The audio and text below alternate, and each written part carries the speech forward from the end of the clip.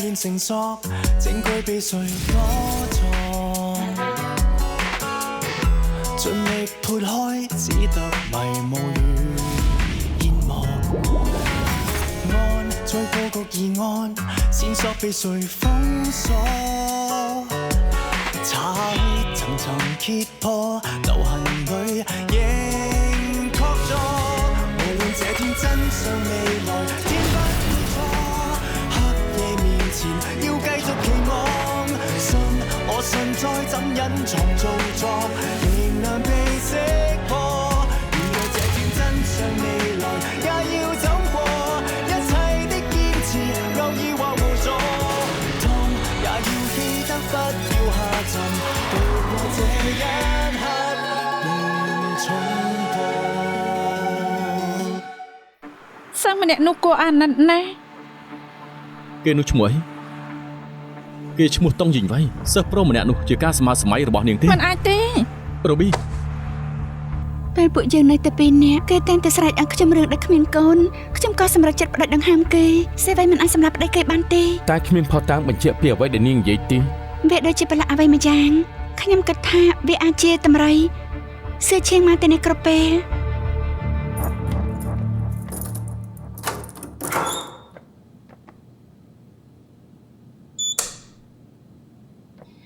ផាំងស៊ីវ័យខ្ញុំមកយកអ្នកនាងទៅជួយការស៊ើបអង្កេត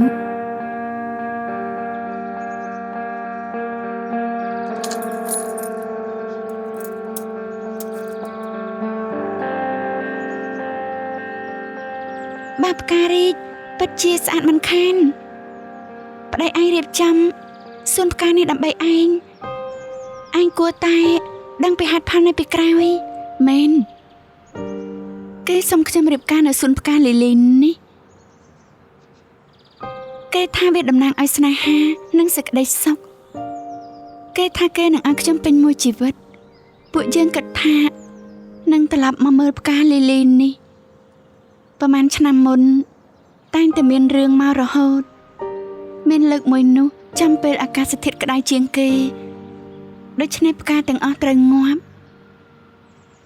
មានពេលមួយខ្ញុំហូបរបស់ខុសហើយទៅជាមិនស្រួលខ្លួនពួកយើងត្រូវលុបចោលទៀតប្រហែលជាសំបីតែឋានលើក៏មិនចូលចិត្តពួកយើងដែរ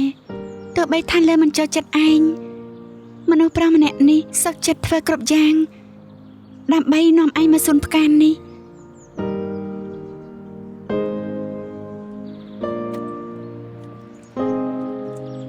ស្នេហារបស់សឿឈៀង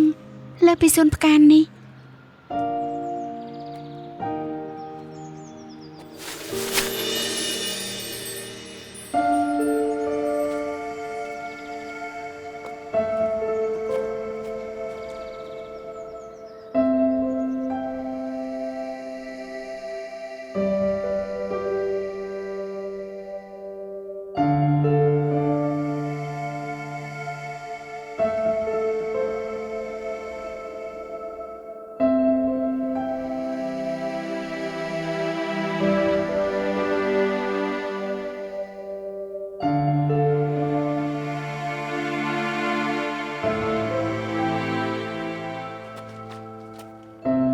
ខ្ញុំចាំបានឯងនិយាយថាខូបអាពាហ៍ពិពាហ៍របស់ឯងចិត្តមកដល់ហើយ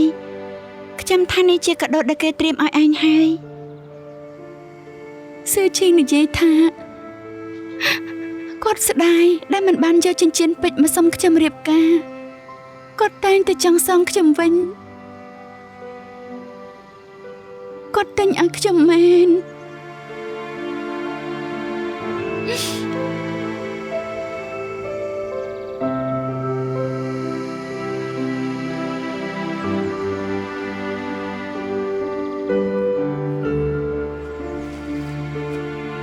ពួកយើងរកឃើញប្រអប់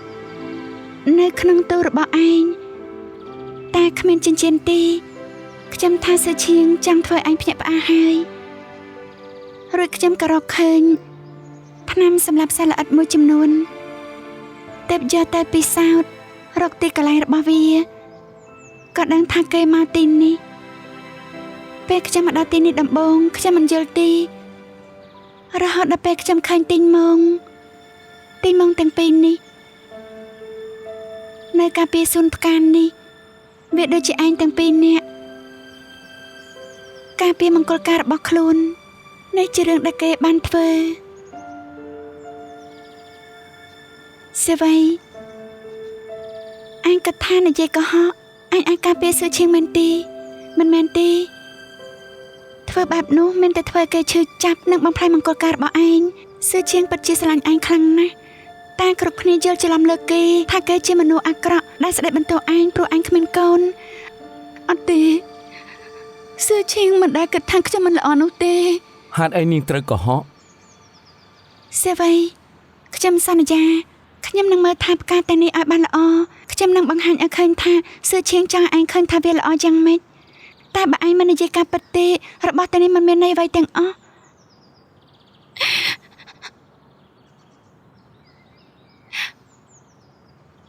តាមពិត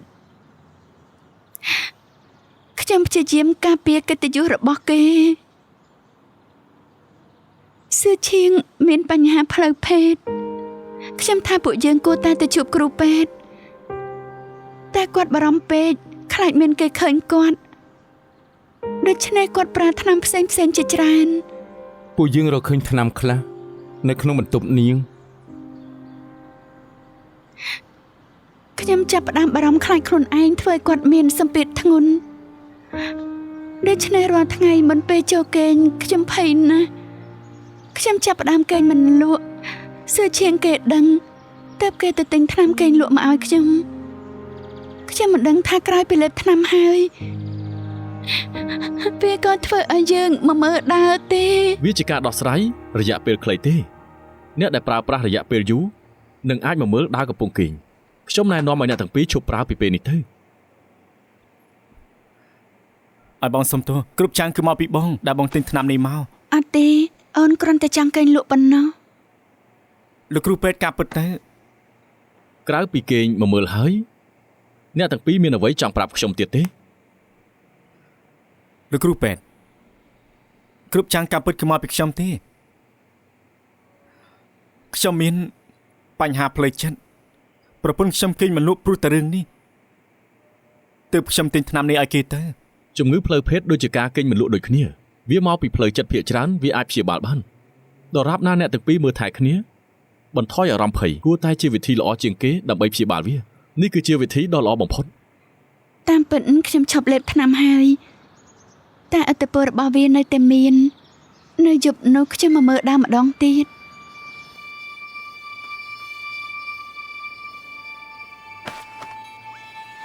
អូនគ្មានកូនអូនមិនមែនជាប្រពន្ធល្អទេ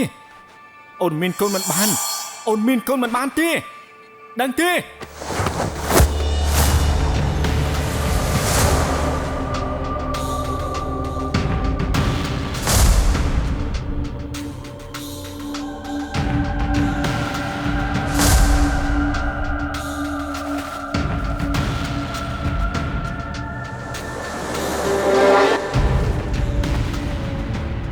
ឿឈៀងស្លាប់នៅជាប់នឹងខ្ញុំ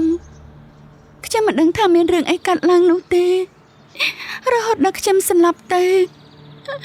ពេលនោះទើបខ្ញុំចាប់ផ្ដើមដឹងថាខ្ញុំប្រហែលជាសម្លាប់សឿឈៀងពេលដែលមកមើលនោះហើយខ្ញុំមិនបាននិយាយការពិតពីដំបូងព្រោះថាខ្ញុំខ្លាចប៉ូលីសនឹងធ្វើការបញ្ជាក់ជាមួយពេទ្យចិត្តសាស្ត្រហើយគ្រប់គ្នានឹងដឹងថាគេមានបញ្ហាផ្លូវភេទខ្ញុំមិនចង់ឲ្យគេត្រូវសើចចំអកទាំងពេលដែលគេស្លាប់ហើយទើបខ្ញុំ អ្នកណាក៏អាចឈឺចាប់ដែរអ្នកសើចគេមិនបានការទេ កុំបារម្ភប៉ូលីសនឹងរក្សាការសម្ងាត់របស់ឯងអរគុណណាស់ អ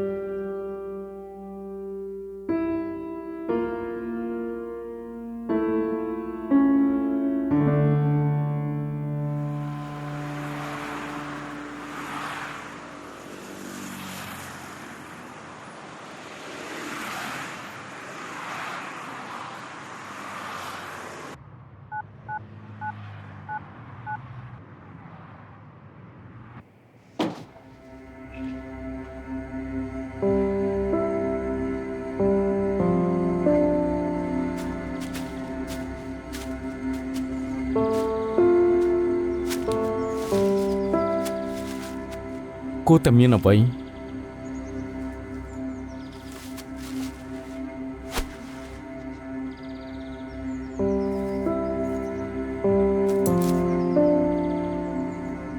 ចិញ្ចៀននេះគួរតែនៅក្នុងប្រអប់នោះទើបត្រូវ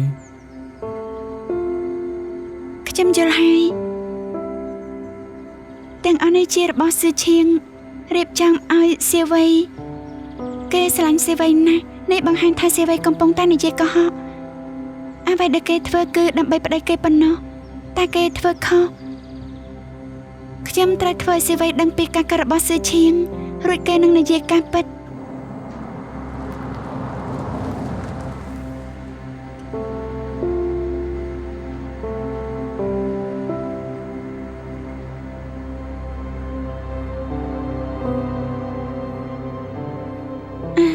ពួកយើងមកដល់ហើយ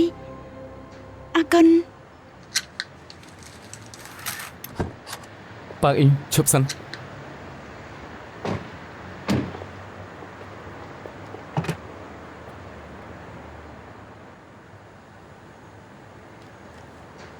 នៅថ្ងៃពិសោធន៍នោះនាងប៉ាសាវិទ្យាល័យ2នាក់ដែរ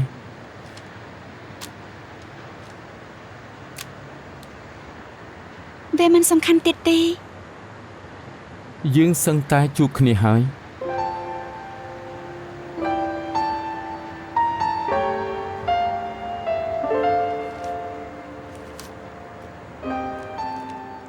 តាមពេលលោកនិយាយត្រីមិនថា30វិនាទីឬក៏1នាទីមិនបានជួបគឺមិនបានជួបហើយបើមិនមែនគូពិតជាអត់ហើយពេលនេះតែពួកយើងគ្រាន់តែជាដៃគូល្អក្នុងការងារប៉ុណ្ណោះ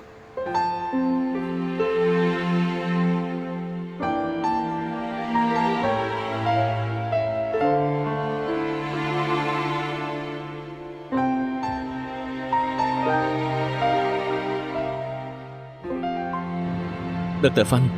ខ្ញុំដឹងពីកន្លែងសិស្សដែលអ្នកគ្រូកំពុងតាមរក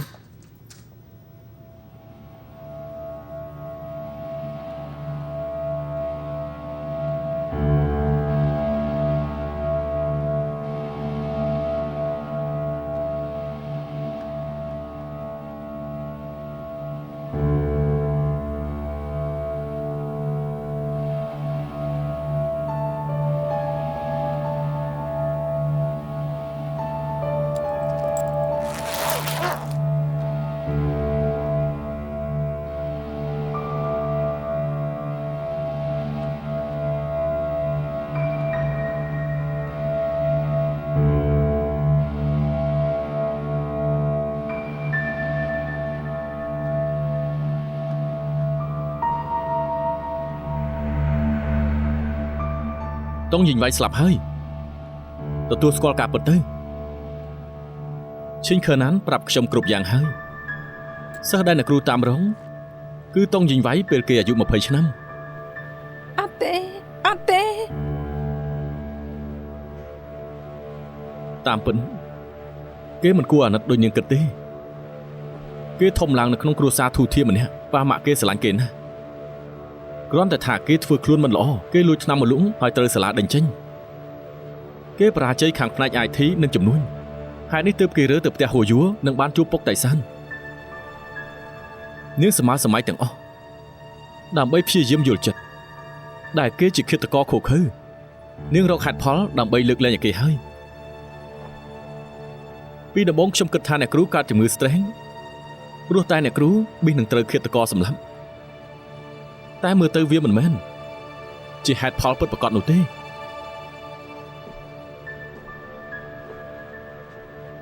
ព្រោះនាងលងស្រឡាញ់តុងយីងវៃនាងមិនអាចទទួលស្គាល់ថាខ្លួនឯងមានអារម្មណ៍ទៅលើឃាតករនោះទេ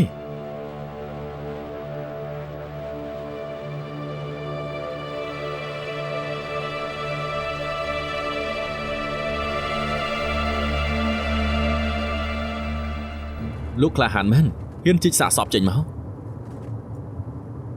សម្រាប់ Dr. Fan នេះជាវិធីតែមួយគត់តែយ៉ាងណាពេលសាកសពត្រូវរកចេញមកការងារទាំងមូលនឹងត្រូវបញ្ចប់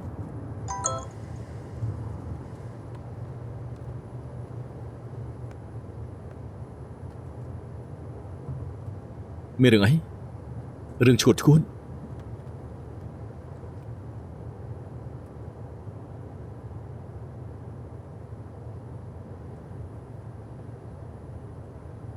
លោកមិនអីទេមកស្រួលខ្លួនណាឈឺក្បាលមានថ្នាំទេចាំខ្ញុំយកមកឲ្យ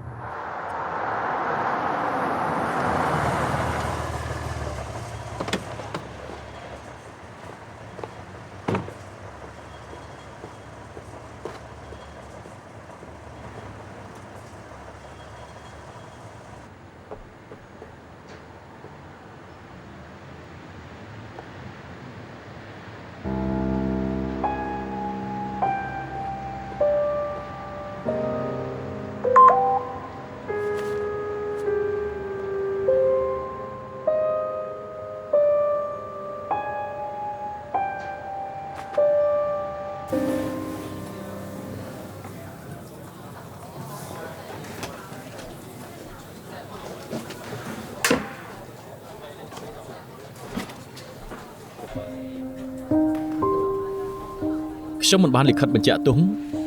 តែសាលាបញ្ឈប់ខ្ញុំគួរឲ្យស្ដាយទេមិនអាចធ្វើជាគ្រូពេទ្យខំរៀនច្រើនឆ្នាំខ្ញុំរើសផ្លូវនេះដរាបណាខ្ញុំអាចជួយដុកទ័រហ្វាន់គាត់យ៉ាងម៉េចទៅហើយគេព្រមទៅជួបគ្រូពេទ្យហើយ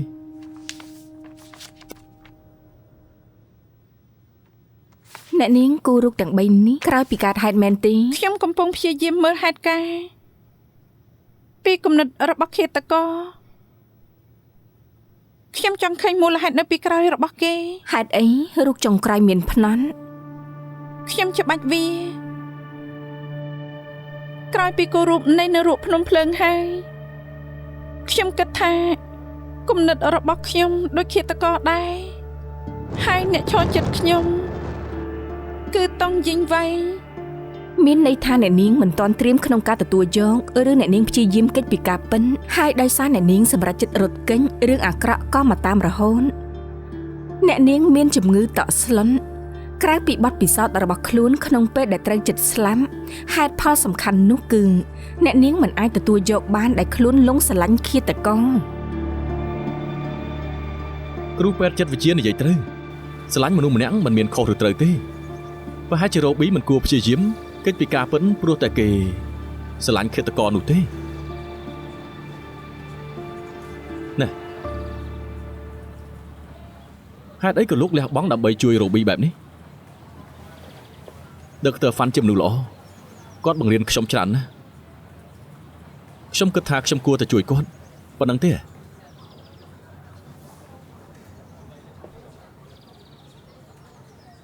លោកក៏ត្រូវតែគិតពីខ្លួនឯងដែរក្រៅពីខ្លាចជាគ្រូពេទ្យខ្ញុំអាចធ្វើបានច្រើនទៀតតែបើខ្ញុំមិនជួយគាត់ទេខ្ញុំនឹងស្ដាយក្រោយ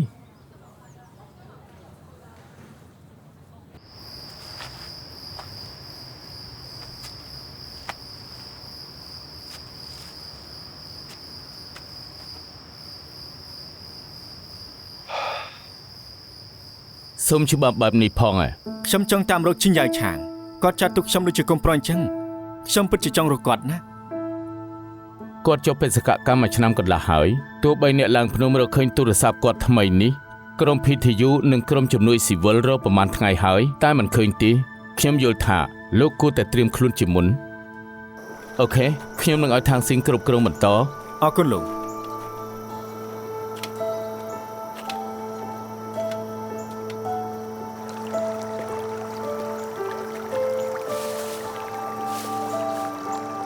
ធ្លាប់ឃើញគេម្នាក់នេះដែរទេ ខ្ញុំមិនដឹងទេ ខ្ញុំមិនដែលឃើញទេ ហ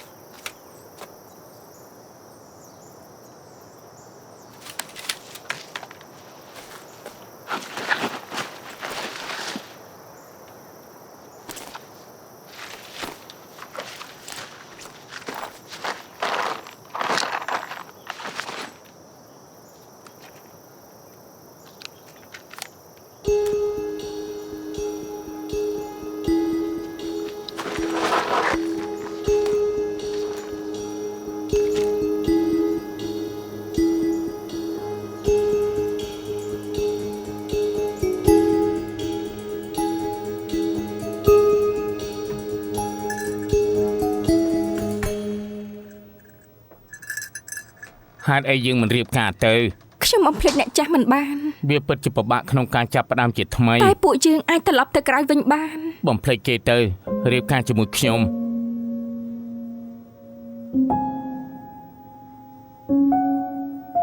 ដោយសារលោកប្រើប្រយោគរបស់តារាដែលខ្ញុំចូលចិត្តខ្ញុំព្រម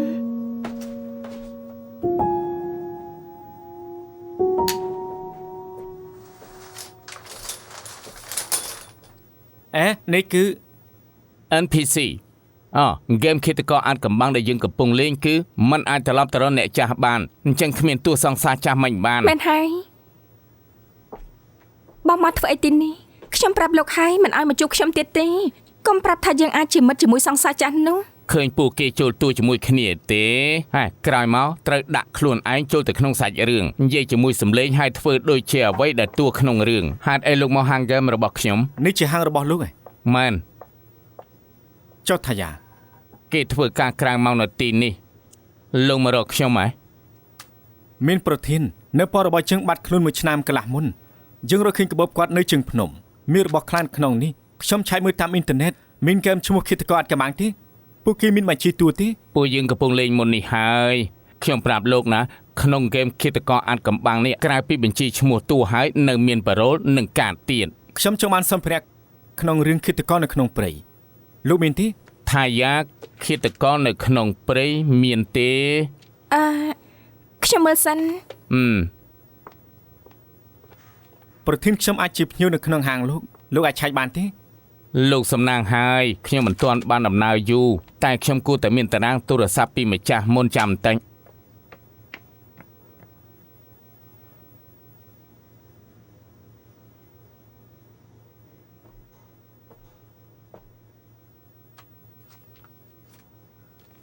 កម្មវិធី Secret ជិតចាញ់ហើយកុំឲ្យខាត់ពេល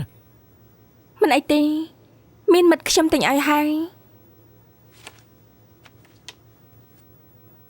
អរគុណហើយ ទីនេះគ្មានទេចាំខ្ញុំមើលក្នុងឃ្លាំងសិន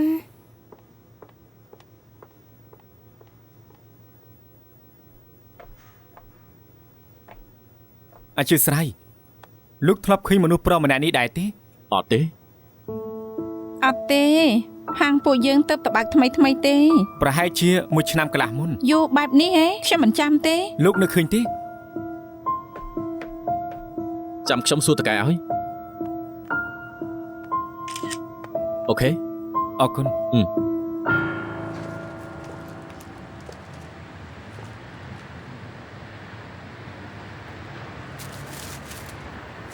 បងស្រី ចា បងជួយលើកផ្កាពីធុងនេះចេញទៅបានទេ ចាបាន អរគុណ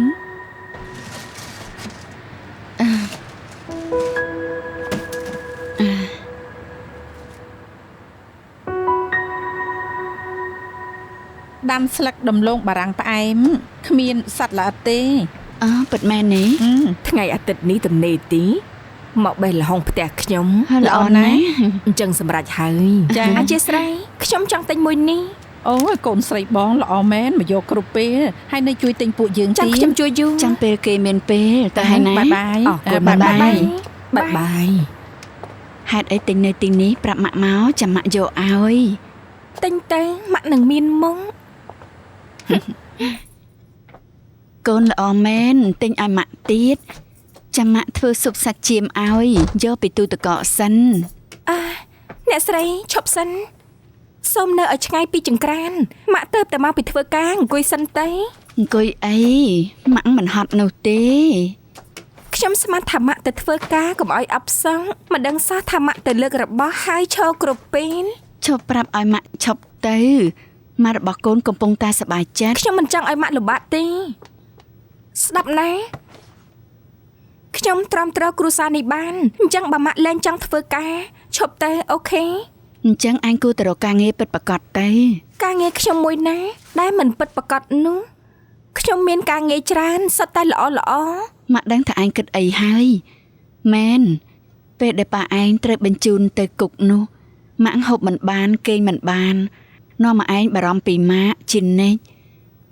តែកូនគួរតែមើលទៅមុខនៅក្នុងជីវិតពេលនេះម៉ាក់លែងអីហើយម៉ាក់ចេះដាំរុក្ខជាតិម៉ាក់មានមិត្តភ័ក្តិនិយាយជាមួយ ម៉ាក់មិននៅពួនដូចជាពេលមុនទេដូច្នេះកូនមិនបាច់បារម្ភពីម៉ាក់នោះទេកុំគិតតែពីម៉ាក់គិតតែពីខ្លួនឯងទៅម៉ាក់ខានឃើញកូនញញឹមយូរមកហើយណា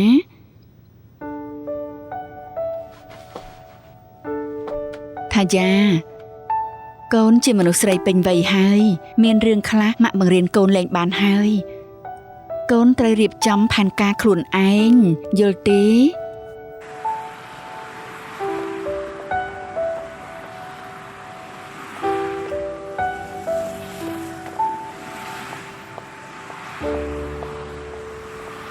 ស ួស្តីគឺលោកជីញ៉េ បាទមែនហើយ ខ្ញុំមកយកសម្បត្តិ ចេមែនទេ ខ្ញុំឈ្មោះជេម នាងចង់បានពីសមុទ្រឯងមើលសិនតើ អរគុណ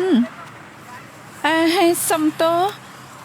តាមពិតមិត្តខ្ញុំស្រាប់តែមិនបានមកដូច្នេះខ្ញុំយកទៅមួយបានទេ បាន អរគុណខ្ញុំយកលុយសិននេះថ្លៃសម្បត្តិមួយមើលចាស់ បានមិនអីទេអរគុណ យើងចូលទៅជាមួយគ្នាទៅហ៎ បាន កម្មវិធី Secret ពិបាករកសម្បត្តិណាលោកបានសម្បត្តិតាមណា ខ្ញុំសំណាងទេ លោកពិតជាតម្រង់ជួយូរហើយតែលោកបែរជាលក់មុនពេលកម្មវិធីបែកគ្នាជាមួយមិត្តស្រីឬគ្មានអ្នកណាមកជាមួយ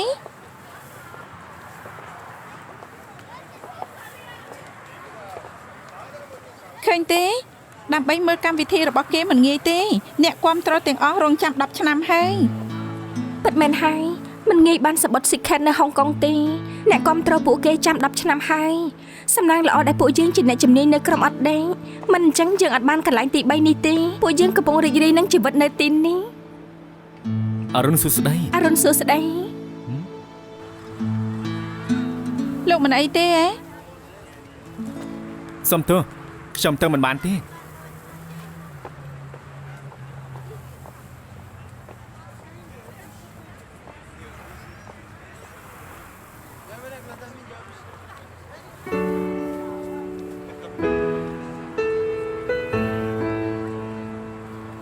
ខ្ញុំត្រូវទៅឲ្យមិត្តភ័ក្តិរបស់មិត្តភ័ក្តិក្តីម្នាក់ទៀតទៅបានសម្បត្តិនេះបើនាងមិនចូលចិត្តទេខ្ញុំមិនទៅទេ មានឡែនដែលចង់បានហ្នឹង នាងនិយាយមែនណាចុះបើពីរវិញនោះតែខ្ញុំឆ្លាញ់ច្រើនណាស់ហើយគេមានបញ្ចុះតម្លៃច្រើនណាស់បើទិញឥឡូវនេះមើលឲ្យគេ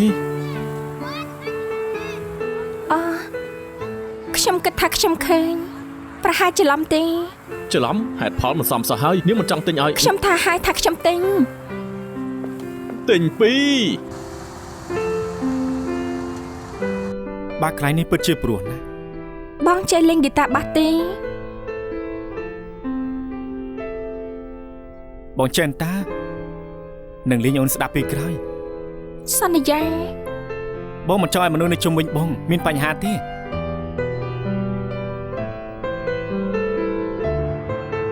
បងចង់និយាយថា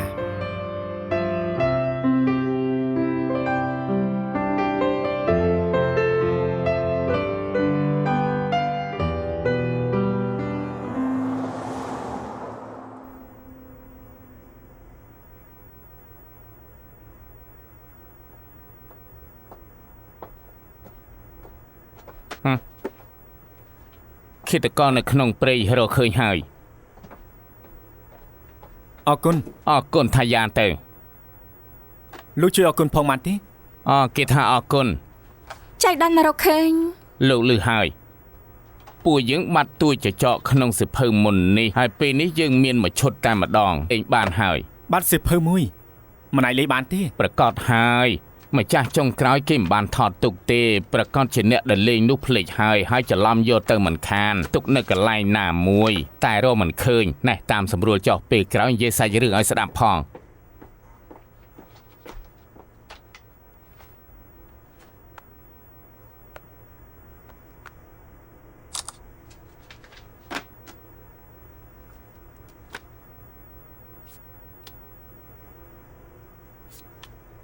មួយឈុតវានៅទីនេះ អញ្ចឹងយើងអាចបង្ហោះហ្គេមថ្មីហើយ លោកដឹងរឿងអស់ហើយមែនទេមកនិយាយមក ដំណើររឿងគឺនៅក្នុងព្រៃមួយគឺមានសត្វតោមួយជប់លៀងហើយសត្វទាំងអស់មកចូលរួមជាមួយធ្វើបានពាក់កណ្ដាលអ្នកនាងខ្លាចត្រូវគេសម្លាប់គេសង្ស័យថាសត្វផ្សេងជាអ្នកសម្លាប់គេអ្នកលេងត្រូវឃាតករសម្លាប់ពិតប្រាកដ អញ្ចឹងតើមានតាក់តងអីនឹងមេក្រុមលោកទៅ ខ្ញុំកំពុងគិតពីចំណុចតាក់ទងគ្នា អូ តែលេខទូរស័ព្ទដែលលោកឲ្យពីមុនគ្មានអ្នកប្រើទេលោករកវិធីរកម្ចាស់ហាងពីមុនបានទេ ទេខ្ញុំមានតលេងនេះទេអរគុណច្រើនចាំប៉ាវមីលើក្រោយ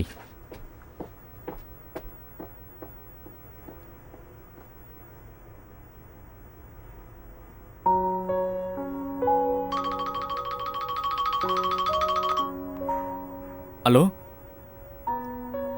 ខ្ញុំទៅភ្លាមបាយបាយ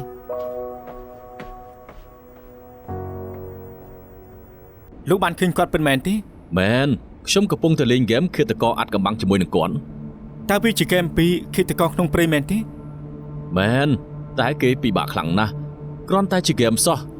តែគេធ្វើដូចជាកំពុងសួរចម្លើយជនល្មើសយើងលេងដល់ពាក់កណ្ដាលផ្លូវហើយកំពុងពិភាក្សាគ្នាថាអ្នកណាជាឃាតករហើយគេស្រាប់តែស្រែកឈ្មោះមកហើយនិយាយថាគេមិនមែនជាឃាតករទេមិនអាចហើយក៏គេចបាត់ទៅ លោកមានចាំថាគេស្រែកឈ្មោះដែរទេ ហើយមិនចាំឈ្មោះគេដូចជាកូនប្រុសខ្ញុំអញ្ចឹងទូទិញហ៊ិន អរគុណ រឿងក្តីឃាតកម្មក្នុងក្រុមហ៊ុនធានារ៉ាប់រងកាលពីមុនខ្ញុំប៉ះរឿងនេះដែរប៉ុន្តែគួរឲ្យស្ដាយដែលរកឃាតករមិនឃើញលោកជិញលោកលះបង់ពិតមែនលោកធ្វើរឿងក្តីពេលដាក់ច្បាប់ទៀតផងណា លោកជួយបាត់ខ្លួនក្រោយពីធ្វើរឿងក្តីនេះខ្ញុំចង់ដឹងបន្ថែមទៀតលោកមានន័យប្រាប់ខ្ញុំផងណាតើបានទេ លោកជូគាត់ធ្វើការជាមួយនឹងប៉ូលីសជំនាញម្នាក់ប៉ុន្តែលោកម៉ាំងគាត់ឈប់ទៅហើយលែងជាប៉ូលីសទៀតហើយ មានលេខតាក់ទងដែរទេ មិនមាននោះទេខ្ញុំនឹងសួរអ្នកដែលស្គាល់ឲ្យរួចប្រាប់លោកនៅពេលក្រោយចុះ បាទអរគុណ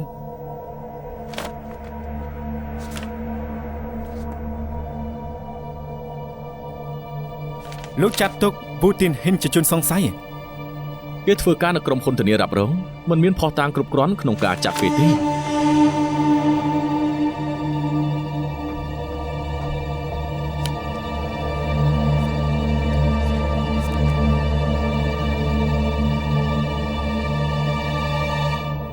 អ្នកនាងសម្រាប់បានស្រួលទេពីសប្តាហ៍នេះ ចាអ្នកគ្រូ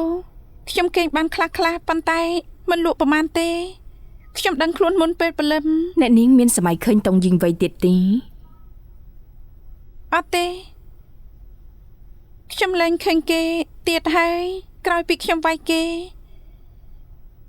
ហើយក៏សម្លាប់គេរួចមានន័យថាខ្ញុំបានជាសះស្បើយហើយមែនទេ ពេលជីវិតអ្នកនាងលែងប៉ះពាល់ដោយសារវាហើយអ្នកនាងនឹងបានជាពិតប្រាកដគិតថាខ្លួនឯងអាចចូលបន្ទប់កសលវិច័យបានហើយនឹង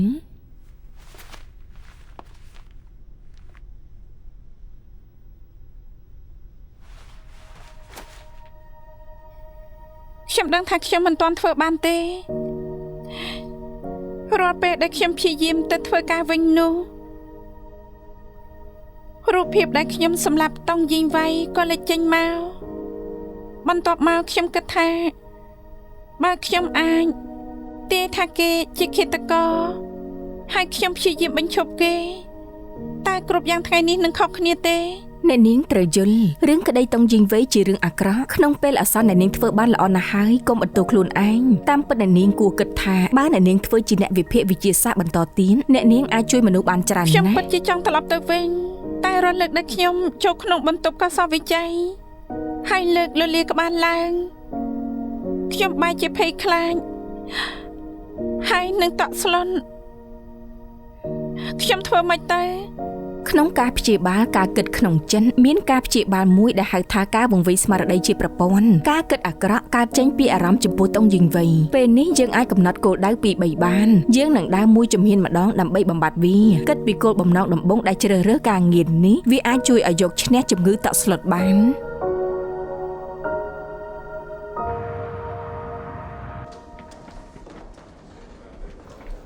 ប្រាប់ហើយកុំឲ្យអង្គុយខាងមុខខ្មាស់គេណាស់ កុំមើលគេគ្មានអាណាដឹងថានាងមើលគេទេរឿងអាយុខុសគ្នាជារឿងធម្មតាទេហេតុអីត្រូវខ្វល់ទៅឲ្យតែនាងចូលចិត្តហើយសប្បាយចិត្តទៅបានហើយ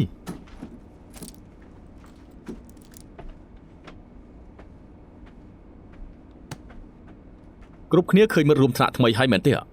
ថ្ងៃនេះ Dr. Fan នៅផ្នែកអនុវត្តការធ្វើកសលវិច័យនឹងមកចូលរួមជាមួយនឹងពួកយើង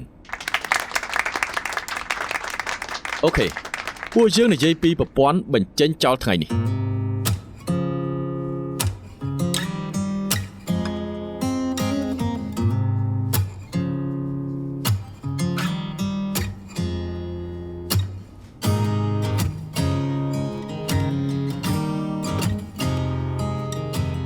ថ្ងៃនេះយើងនឹងត្រូវបញ្ចប់ត្រឹមនេះសប្តាហ៍ក្រោយត្រូវបកគលកិច្ចការផ្ទះ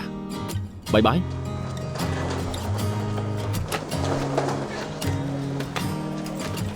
កូនសាហ្វាន់បងអូនមាននឹកឃើញពេលវេលាដែលល្អពេលដែលរៀនប៉ាកែនៅសាលាដែរទេឬពេលលួចសម្បត្តិឲ្យទៅសិស្សប្រុសហើយមិនស្ដាប់គ្រូដែរទេលោកទេបែបនោះខ្ញុំតែងផ្ដោតអារម្មណ៍ជានិច្ចចុះមេរៀនថ្ងៃនេះវិញ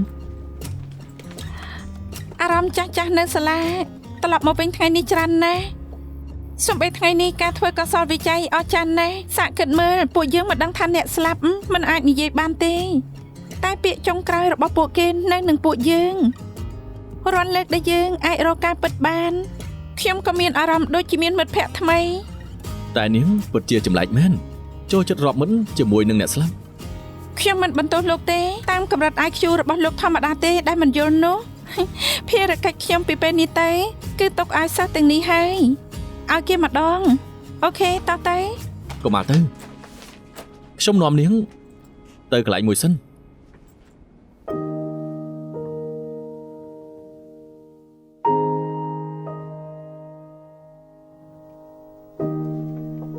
លោកយាយច័ន្ទចូលរួមរំលែកទុកផងខ្ញុំនាំមនុស្សម្នាក់មកនេះជា Dr. Fan ដែលលោកយាយចង់ជួបអញ្ចឹងចៅគឺ Dr. Fan មែនទេចាប្តីខ្ញុំឆាប់ទៅពេកតែមុនពេលគេទៅគេប្រាប់ខ្ញុំឲ្យតាមរកអ្នកនាងហើយអរគុណផងអរគុណតែពេលខ្ញុំទៅសាលសាក់សពខ្ញុំមិនបានជួបសោះពេលនោះនាងកំពុងសុំច្បាប់ចៃដន្យខ្ញុំឮយ៉ងធីមនិយាយដូច្នេះទើបខ្ញុំនាំនាងមកគោរពលោកតាច័ន្ទទៅកូនប្រុសខ្ញុំរកស៊ីមុខចំនួនបរាជ័យហើយគេជាពាក់បំណុលគេច្រើនណាស់ប៉ាកូនគេឆ្លោះគ្នាខ្លាំងមិនយូរប្រមាណកូនប្រុសខ្ញុំក៏ស្លាប់លោកយាយតាមខ្ញុំចាំច្បាស់ប៉ូលីសសន្និដ្ឋានថាកូនប្រុសលោកយាយលេបថ្នាំដើម្បីសម្លាប់ខ្លួនតែក្រោយពីធ្វើកសលវិច័យរកឃើញថាមានមូលហេតុមួយទៀតគឺថ្នាំផ្សះជំងឺស្បែកដែលធ្វើឲ្យមានអាឡែកស៊ីហើយគាត់ក៏គាំងបេះដូងប្តីខ្ញុំគិតថាគាត់ធ្វើឲ្យកូនប្រុសស្លាប់គាត់មិនហ៊ានទៅជួបកូនជាលើកចុងក្រោយសំណាងល្អដែលអ្នកនាងរកឃើញមូលហេតុពិតនៃការស្លាប់ទើបប្តីខ្ញុំឈប់បន្ទោសខ្លួនឯងទៀតមិនអីទេលោកយាយវាជាការងាររបស់ខ្ញុំ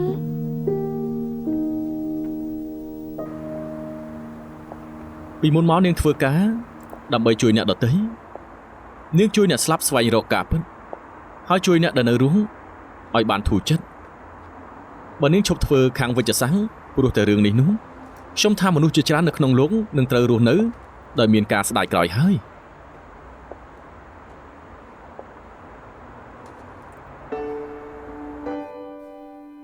ដុកទ័រម៉ែ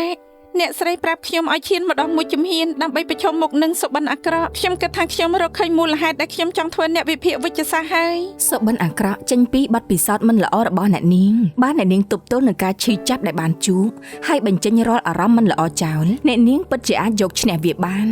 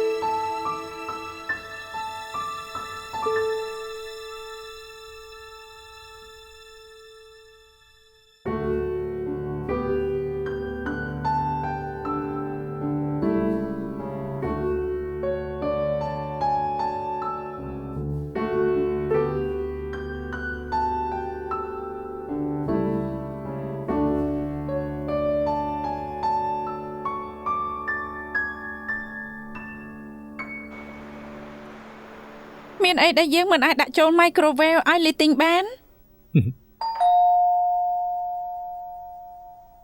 កណ្ដឹងទ្វារទេដឹង ចៃដន្យមែន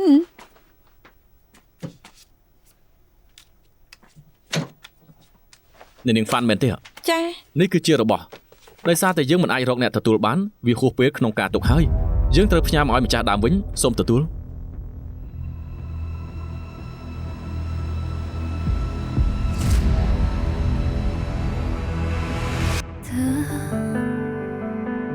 等到风停了，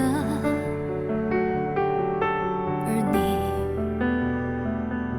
早已经走得更远，一心为你留白，却都是阻碍。为什么突然间它断了